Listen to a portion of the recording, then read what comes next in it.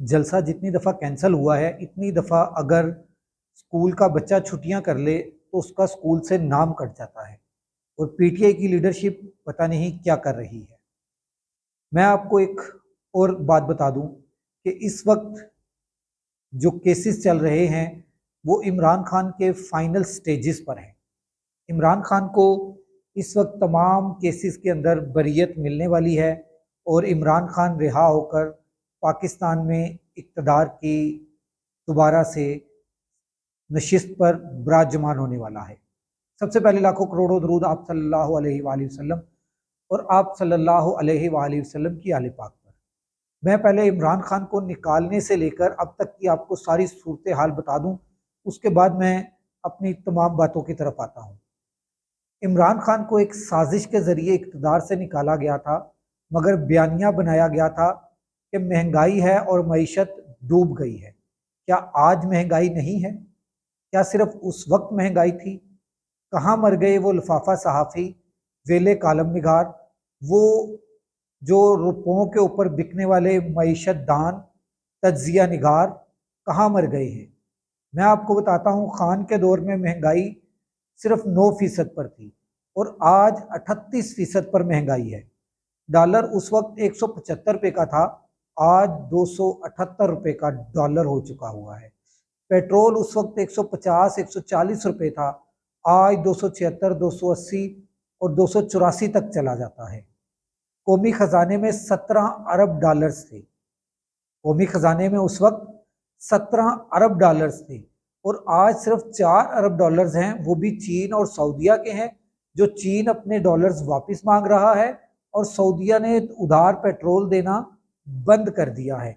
मैं आपको फिर बता दूं, चीन जो उधार दे चुका हुआ है, आपको पैसे दे चुका हुआ है, जो डॉलर्स दे चुका हुआ है, वो इस वक्त वापस मांग रहा है, मजीद नहीं दे रहा।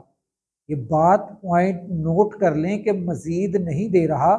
जो आपने उधार डॉलर्स लिए हुए हैं, चीन कह रहा है वो वापस करो, मैं और आपको नहीं दे रहा।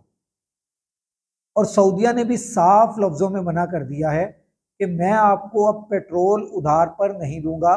पेट्रोल आपने अगर लेना है तो नगद पैसे लाएं, और जो मैंने पहले दे चुका हूं पेट्रोल, आप वो पेट्रोल भी, उसकी पेट्रोल की कीमत भी आप मुझे वापस करें।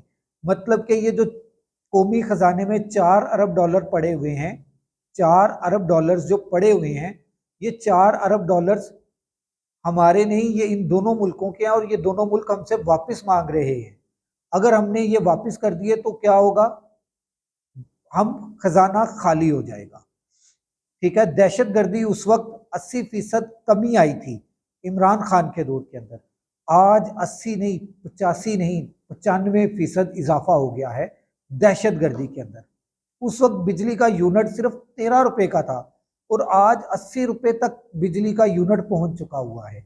उस वक्त कोरोना आया तो कोरोना में लोगों को बिजली का बिल फ्री फ्री में हो गया था, कईयों को माइनस में बिल आया था।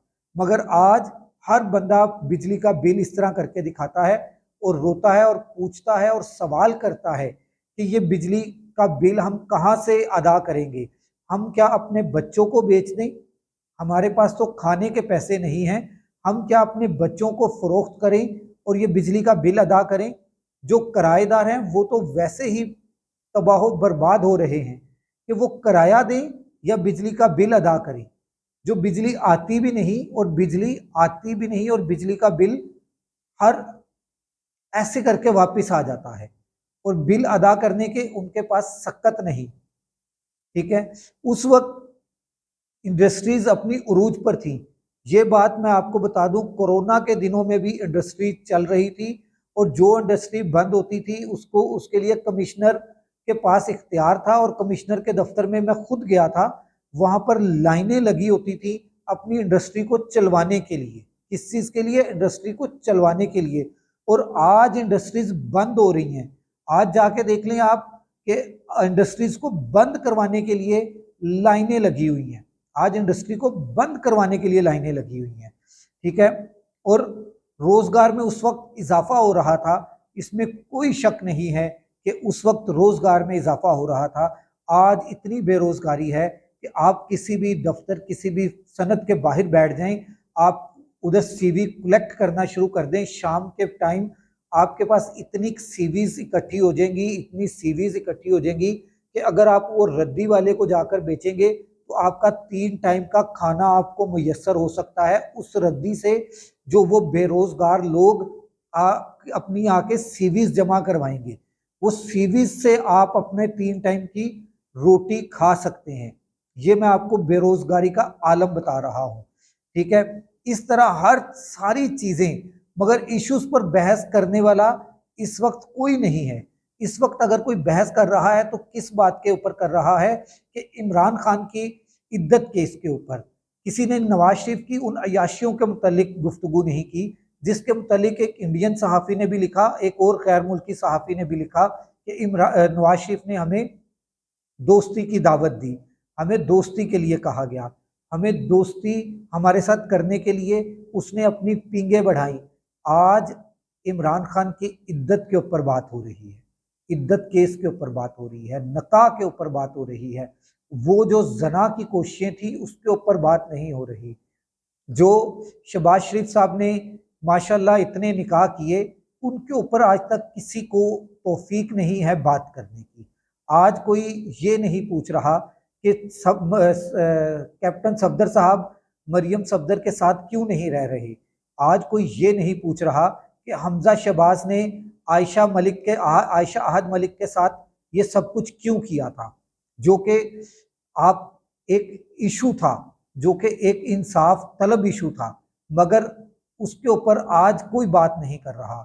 अगर बात कर रहे हैं वेले कालम निगार, लफाफा सहाफ़ी, बिके हुए ज़मीर के तज्जिया निगार, वो इन सब इश्यूज को छोड़कर अगर कोई बात कर रहा है तो इमरान खान की निकाह के ऊपर बात कर रहा है। भाई मेरे, एक निकाह और इद्दत के ऊपर कुछ लोगों ने माफ़ी मांग ली है। अगले व्लॉग तक राशिद इकबाल कादरी को इजाज़त दीजिए। अल्लाह हाफ़िज़।